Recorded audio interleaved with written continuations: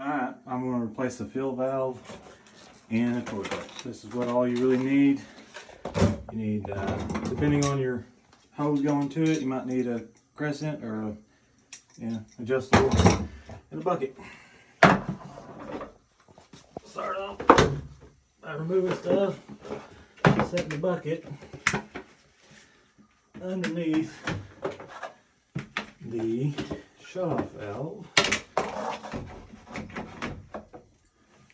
Now, I don't need a wrench on this one. We shut it off. Shut off valve. Once we get it completely shut off, slide that under there. I can unscrew. Let me see that real quick. Unscrew the hose.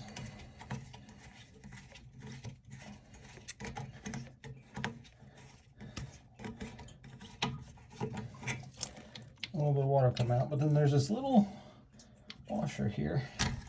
You got, and once that is undone, you got a little bit of water in there. All right. Now that that's undone, you remove the lid. You point that down in here for me. You just pick this up and let that drain out into that bucket.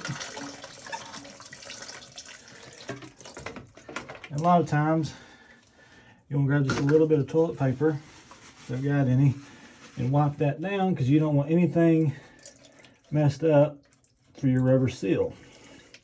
And you don't want that to get damaged. Once that's clean, you get your fill valve.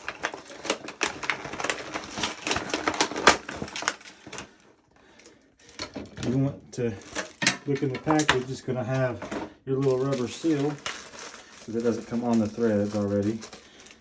And you'll have that in your little washer, your little nut. And you want to put it with the little lip going down so it'll go in the hole to seal it. A lot of times, I'll take the old one, once it gets done draining a little bit, and I'll compare the sizes to make sure they're the same height. And those, I don't have to do any adjusting. So you just want to leave it alone. A lot of times if you do need to adjust it, you pop that up and you can just pull out. But we only need, right there's what we need. So that being said, you take it and you just kind of sit it back in there. There's an exit hole on the side here. That's what goes in, that's what that little rubber hose goes into here to fill up the bowl. So you want to kind of make sure that has access, and then you push down and you want to get it snug, and then you want to take your hand and push down just gently, but just give it enough pressure while you're tightening that. So that way when you let it off, it'll seal that washer in there. And then this comes with a fancy new, I don't know, restrictor, I guess. I don't like it. Let's take it off. Let's go the old-fashioned route. And you just see this little nipple in here. You stick this hose on that nipple. And they give you the option of doing it either way. I like it this way. And then you stick this little nipple on here. And then you want to make sure that's pointing down in the bowl. In the little hole, so you want to make sure it's like that, and push it down.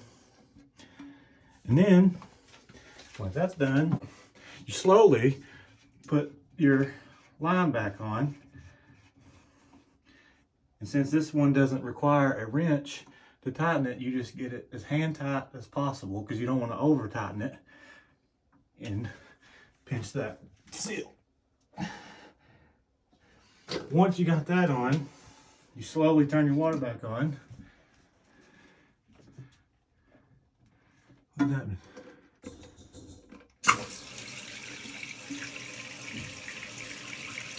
Slowly turn your water back on.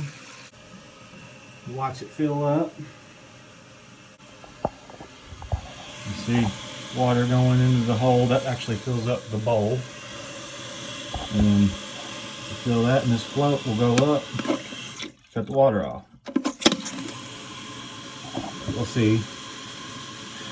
This is a newer kind of fill valve, so it's got a safety mechanism for it not to leak or whatever.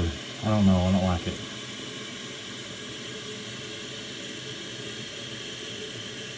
Yeah, come on, pop up.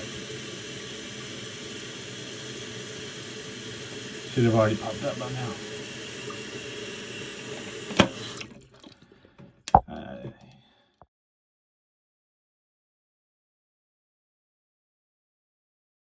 So after this one has a new thing on it, so you have to hook it up to your fill valve. But after all of that, you want to test it. And while you're testing it, you want to get down here and check for leaks on your shutoff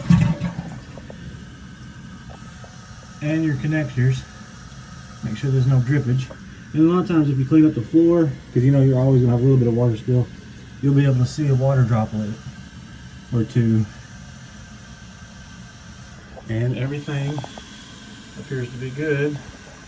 And you let it fill up one last time while you're looking at everything. Double check it for leaks again.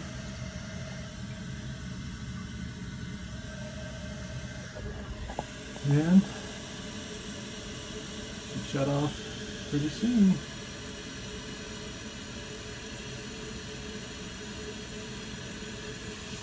And there it is.